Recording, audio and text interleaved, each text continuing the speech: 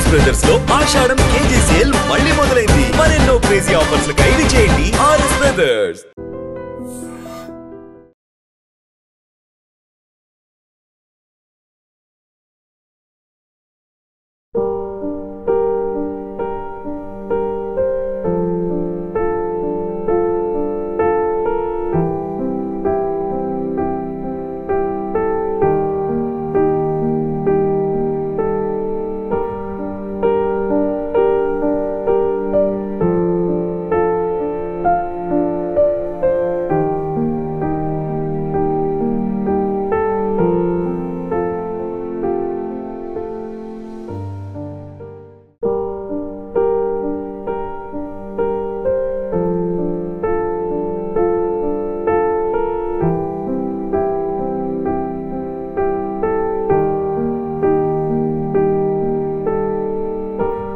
తెలుగు సినీ చరిత్రలో తనదైన ముద్ర వేసుకున్న విలక్షణ నటుడు కోట శ్రీనివాసరావు. ఆయనకు 83 సంవత్సరాలు.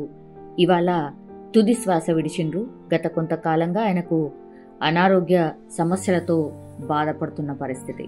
కృష్ణా జిల్లా కంకిపాడుకు చెందినటువంటి కోట శ్రీనివాసరావు 1942 జూలై 10న జన్మించారు. నాటక రంగం పట్ల అపారమైన ఆసక్తితో బ్యాంకు ఉద్యోగాన్ని సైతం వదిలేసుకుని పూర్తి స్థాయి నటనకు అంకితమైపోయారు. ఆయన నాటక అనుభవం, ఆయన సంభాషణ కావచ్చు, ఒక ప్రత్యేక శైలి ఉంటుంది. 1978లో చిరంజీవి తొలి చిత్రం ప్రాణం ఖరీదుతో కోట శ్రీనివాసరావు సినీ రంగ ప్రవేశం చేశారు. మొదట్లో సినిమాలను సీరియస్ గా తీసుకోకపోయినా 1985లో వచ్చిన ప్రతిఘటన చిత్రంలోని గుడిసెల కాసయ్య పాత్రతో తెలంగాణ యాసను పలికిస్తూ ఒక అద్భుతమైన గుర్తింపును పొందారు. తర్వాత ఆయన వెనుదిరుగు చూసుకోలేదు. విలన్, కామెడీ, క్యారెక్టర్ ఆర్టిస్ట్, సహాయ నటుడు, ఇలా ఏ పాత్ర అయినా సరే చాలా అవలీలగా పోషించి నవరసాలు పండించగల బహుముఖ నటుడుగా ఆయన పేరు తెచ్చుకున్నారు. తెలుగుతో పాటుగా తమిళం, హిందీ, కన్నడ, మలయాళ చిత్రాల్లో కూడా ఆయన నటించి మొత్తం 700కు పైగా చిత్రాల్లో నటించారు. ఆహనా పెళ్ళంట 1987, ఇందులో పిసినిగొట్టు లక్ష్మీపతి పాత్రలో ప్రేక్షకులను కడుపుబ్బా నవ్వించారు. గాయం, ఇది 1993లో వచ్చింది. పొలిటికల్ గూండాగా ఆయన నటన విమర్శకుల ప్రశంసలు కూడా పొందింది. యమలీల 1994లో ఒక మాంత్రికుడుగా ఆయన పాత్ర ఎంతో పేరు తెచ్చుకుంది. మణి 1993, ఇందులో ఆయన ఇంగ్లీష్ సంభాషణ ప్రేక్షకులను విశేషంగా ఆకట్టుకుంది. ఇంట్లో ఇల్లాలు, వంటింట్లో ప్రియురాలు, ఇది 1996వ సంవత్సరంలో వచ్చింది. వెంకటేష్ తండ్రిగా నటించి మెప్పించాడు. గణేష్, ఇది 1998లో వచ్చింది. కామెడీ విలన్ గా సాంబశివుడు పాత్రలో ఆకట్టుకున్నారు.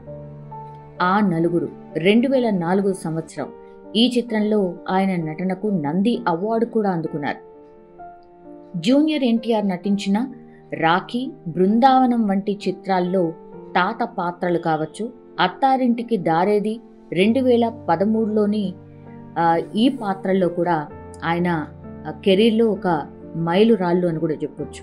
తెలుగుతో పాటుగా తమిళం, హిందీ, కన్నడ, మలయాళ భాషల్లో మొత్తం కలిపి 750కి పైగా చిత్రాల్లో నటించారు. అమితాబ్ బచ్చన్ వంటి గొప్ప నటులతో కలిసి కూడా ఆయన సర్కార్ వంటి హిందీ చిత్రాల్లో నటించారు. కేవలం విలన్ గా, హాస్య నటుడుగానే కాదు, సహాయ నటుడుగా, క్యారెక్టర్ ఆర్టిస్ట్గా కూడా కొన్ని వందల సినిమాల్లో నటించి మెప్పించాడు.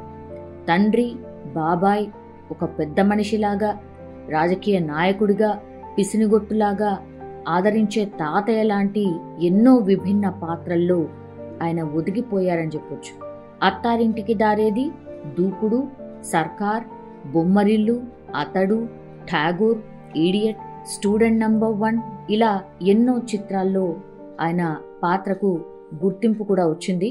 తెలుగులోని చాలా మాండవికాల్లో ఆయన మాట్లాడేవాళ్ళు. అంటే రాయలసీమ, తెలంగాణ, శ్రీకాకుళం, గోదావరి, ఏ యాస అయినా సరే ఆయన చాలా అనర్గళంగా మాట్లాడగలిగే సామర్థ్యం ఆయన ప్రత్యేకత అని చెప్పొచ్చు. పాత్రకు తగ్గట్టుగా ఆయన యాసను పలికించి చాలా సహజంగా ఆయన నటన ఉండేది. కోట శ్రీనివాసరావు గారికి మొత్తం 9 నంది అవార్డులు వచ్చాయి. ఆయన నటనలోని ఒక వైవిధ్యానికి గుర్తింపుగా 9 రాష్ట్ర నంది అవార్డులు అందుకున్నారు. ఉత్తమ ప్రతినాయకుడిగా, సహాయ నటుడుగా, ఉత్తమ నటుడుగా అన్ని విభాగాల్లో ఈయన అవార్డులు అందుకున్నారు. 1985లో ప్రతిఘటన చిత్రానికి స్పెషల్ జ్యూరీ అవార్డ్, 1993లో గాయంకు ఉత్తమ విలన్, 2004లో ఆ నలుగురికి ఉత్తమ క్యారెక్టర్ నటుడు, ఇలా చాలా సినిమాలకు అవార్డులు కూడా అందుకున్నారు. 2012లో కృష్ణం వందే జగద్గురుం చిత్రానికి గాను సాయిమా అవార్డు కూడా ఈయన అందుకున్నారు. భారతీయ సినిమాకు చేసినటువంటి సేవలకు గాను 2015లో భారత ప్రభుత్వం నుంచి దేశంలోని 4వ అత్యున్నత పౌర పురస్కారం పద్మశ్రీ అందుకున్నారు.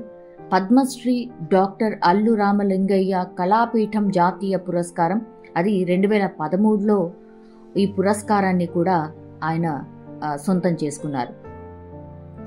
కోట శ్రీనివాసరావు నటుడుగానే కాదు, రాజకీయవేత్తగా కూడా ఆయన పనిచేశారు. 1999 నుంచి 2004 వరకు ఆంధ్రప్రదేశ్లోని విజయవాడ తూర్పు నియోజకవర్గం నుంచి ఆయన ఎమ్మెల్యేగా కూడా సేవలు అందించారు. ఆయన జీవితంలో కూడా చాలా విషాదమే ఉంది. ఎందుకంటే కోట శ్రీనివాసరావు గారికి ఒక కుమారుడు కూడా ఉన్నారు. ఆయన పేరు కోట వెంకట్ ఆంజనేయ ప్రసాద్. దురదృష్టవశాత్తు ప్రసాద్ 2010 జూన్ 20వ తారీఖున హైదరాబాద్లో జరిగినటువంటి ఒక రోడ్డు ప్రమాదంలో మరణించారు. సో ఈ ఘటన కోట జీవితంలో ఒక కోలుకోలేని పెద్ద దెబ్బ. కోట శ్రీనివాసరావు గారు తనకు ఏకైక కుమారుడు కోల్పోయిన తర్వాత ఆయన జీవితంలో చాలా తీరని లోటుగా మిగిలిపోయింది అని చాలా సందర్భాల్లో చెప్పినటువంటి మాట. ఈ సంఘటన గురించి ఆయన కొన్ని సందర్భాల్లో ఇమోషనల్గా కూడా మాట్లాడిండ్రు. 1971లో జన్మించినటువంటి కోట వెంకట ఆంజనేయ ప్రసాద్ మరణించే సమయానికి కేవలం 39 సంవత్సరాలు మాత్రమే. అయితే ప్రసాద్ కూడా తన తండ్రి అడుగు జాడల్లోనే సినీ రంగంలోకి ప్రవేశించారు. జేడి చక్రవర్తి దర్శకత్వంలో సిద్ధం సినిమాల్లో ఆయన నటించారు. అట్లాగే గాయం 2 సినిమాల్లో కూడా తన తండ్రితో పాటు కుమారుడు కూడా నటించాడు. శంషాబాద్ విమానాశ్రయానికి వెళ్లే మార్గంలో నార్సంగి కప్ప వద్ద తన స్పోర్ట్స్ బైక్లు పైన వెళ్తూ ఉండగా ఒక డీసీఎం వ్యాన్ను ఢీకొట్టి తీవ్ర గాయాలతో ఆయన మరణించిండు. సో ఈ ఘటన తెలుగు సినీ పరిశ్రమను తీవ్ర దిగ్భ్రాంతికైతే గురి చేసింది. కోటకు భార్య, అట్లాగే 2 కూతుర్లు, ఒక కుమారుడు మాత్రమే ఉన్నారు. జంధ్యాల దర్శకత్వంలో రాజేంద్ర ప్రసాద్ హీరోగా తెరకెక్కిన చిత్రం ఆహనా పెళ్ళంట. సురేష్ ప్రొడక్షన్లో రూపొందించినటువంటి ఈ చిత్రం 1987లో రిలీజ్ అయి సూపర్ డూపర్ హిట్ అయింది. ఈ సినిమాలో కోట శ్రీనివాసరావు లక్ష్మీపతి అనే పిసినారి పాత్రలో నటించి అందరినీ కూడా మెప్పించారు. చాలా సందర్భాల్లో ఆ డైలాగ్ని కూడా చాలామంది గుర్తు చేసుకుంటూ ఉంటాం. అరగుండు పాత్ర బ్రహ్మానందం కూడా ఆ చిత్రంలో నటించి మెప్పించిండు. వీళ్ళిద్దరి కాంబినేషన్ సినిమా మొత్తంగా కూడా కామెడీని పండించడమే కాకుండా అందరినీ కడుపుబ్బా కూడా నవ్వించింది. ఈ సినిమాకు ముందు ఆ తర్వాత అనే పేరు ఇప్పుడు కోటాకి ఉంది. ఈ పాత్రను రావు గోపాలరావుతో చేయించాలని ముందు నిర్మాత రామానాయుడు జంధ్యాలకు సూచించారట. లేదు దీనికి కోట శ్రీనివాసరావే సరిపోతారు అని జంధ్యాల పట్టుబట్టారట. సో దీనిపై ఇద్దరి మధ్య దాదాపు 20 రోజులు చర్చలు జరిపిన తర్వాత ఫైనల్గా కోటాని ఈ సినిమాలో తీసుకున్నారు. అప్పటికి కేవలం 2 సినిమాల్లో కోట శ్రీనివాసరావు నటించారు. లక్ష్మీపతి పాత్రకు అనుగుణంగా కోట శ్రీనివాసరావు జుట్టు చాలా వరకు తీసేయించుకొని చిన్న తలకట్టుతో మనకు క్రాఫ్ట్లో కనిపిస్తూ ఉంటారు. అయితే ఈ సినిమాకు అదే ఉండాలి అని జంధ్యాల గారు పట్టుబట్టారట. అప్పటికే మరికొన్ని సినిమాల్లో నటిస్తూ ఉన్నారు. సో ఈ సినిమాలోని పాత్ర ప్రాధాన్యత కావచ్చు, విశిష్టత కావచ్చు, దీన్ని వదులుకోలేక విగ్గు పెట్టుకొని నటిస్తానని ఇతర చిత్రాల దర్శకుల నిర్మాతలను ఒప్పించి మరీ ఈ పాత్రలో నటించారట కోట శ్రీనివాసరావు. సో ఆహనా పెళ్ళంట సూపర్ డూపర్ హిట్ కావడంతో ఇక కోట తనదైన ముద్ర వేశారు. అక్కడి నుంచి కోట శ్రీనివాసరావు 2023లో విడుదలైనటువంటి సువర్ణ సుందరి చిత్రంలో చివరిసారిగా కనిపించారు.